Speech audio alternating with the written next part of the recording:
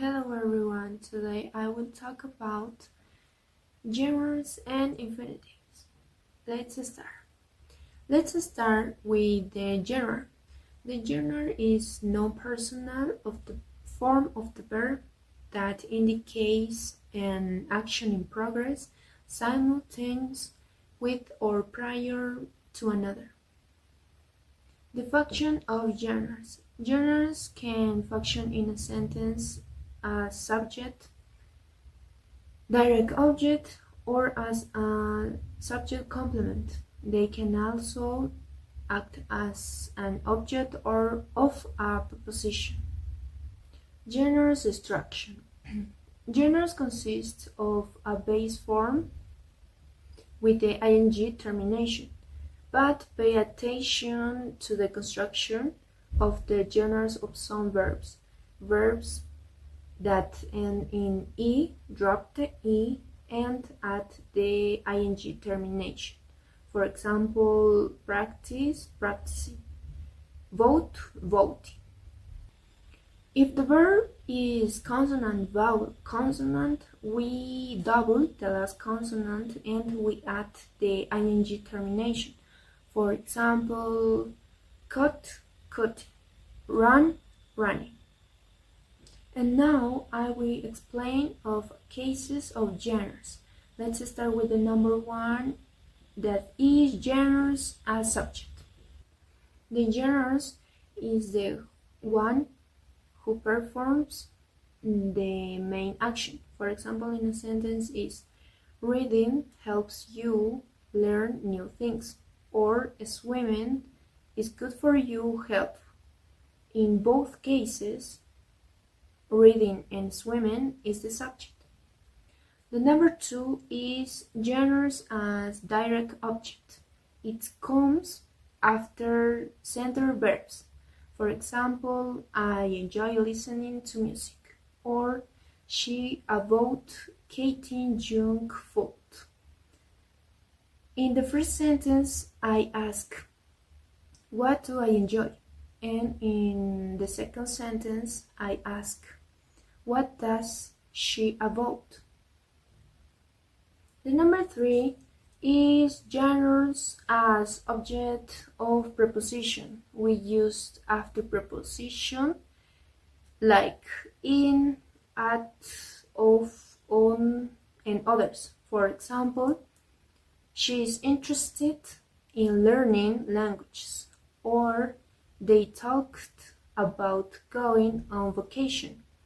Remember, always we used a gerunds after the preposition, not infinitive like at to play or at to learn. And we have the number four, gerunds as subject complement. These come after the verb to be and explain the subject. For example, his favorite activity is playing video games, and my hobby is drawing portraits. Now let's move on the infinitive. The infinitives are the non-personal forms of verbs that express an action without indicating time, person, or number. Infinitive function.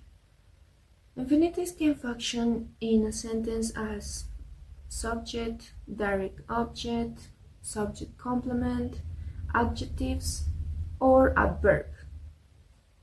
The structure of the infinitives consists of two plus base form.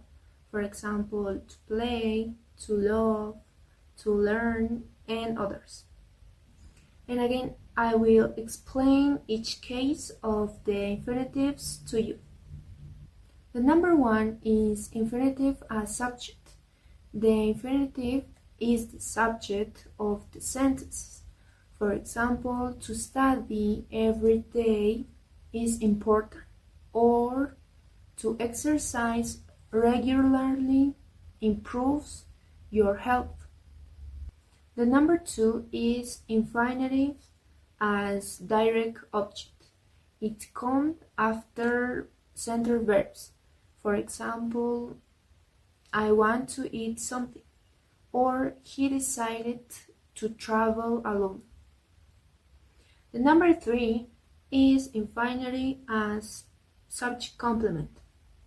After the verb to be, the same as the gerund, but with the idea of a goal. For example, her dream is to become a doctor, or my goal is to finish my homework early. The difference between the infinitive and the gerund is that the gerund expresses an activity and the infinitive expresses a goal or a dream. The number 4 is infinitive as adjectives.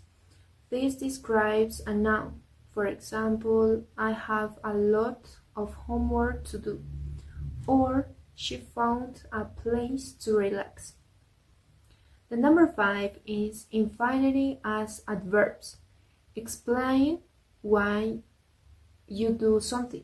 For example, I studied hard to pass the exam, and he went to the store to buy milk. In the first sentences, I ask, why am I studying? To pass. And in the second sentences, I ask, why he going to the store? To buy milk. But in English, there is a list of verbs that must be used only if it is a gerund, if it is an infinitive, or in both cases. So, only gerunds are anticipate, about, complete, delay, despise, dislike, enjoy, imagine, keep, mind, postpone, recall, report, resist, risk, tolerate, appreciate, can't help, consider, deny, excuse, don't mind, forgive, involve, mention, miss, practice, recommend, reset, resume, suggest, and understand. Only infinitives are agree, arrange, care, clean, demand, expect, get, hesitate, intend, learn, offer, prepare, promise, seem, tend, undertake, wish, appear, ask, choose, decide, deserve, file, happen, hope, know how, manage, plan, pretend, refuse, swear, threaten, wait, and yearn. And different meaning are forget, stop, try, regret, and remember. And there are also centering verbs that change their meaning if we use the gerund or we use the infinitive. I will name a few. The number 1 is remember. The first sentence is I remember locking the door, memory of the past. And the second sentence is I remember to lock the door, not forget to do something. The number 2 is forget. The first sentence is you forgot meeting her, you forgot that you knew her. And the second sentence is you forgot to meet her, you forgot to meet with her.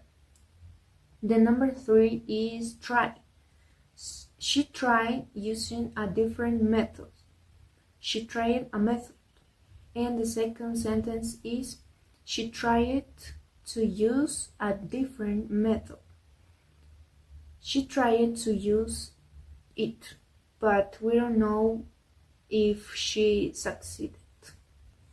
And well, that's all for today. I hope you like it and see you next week. Goodbye.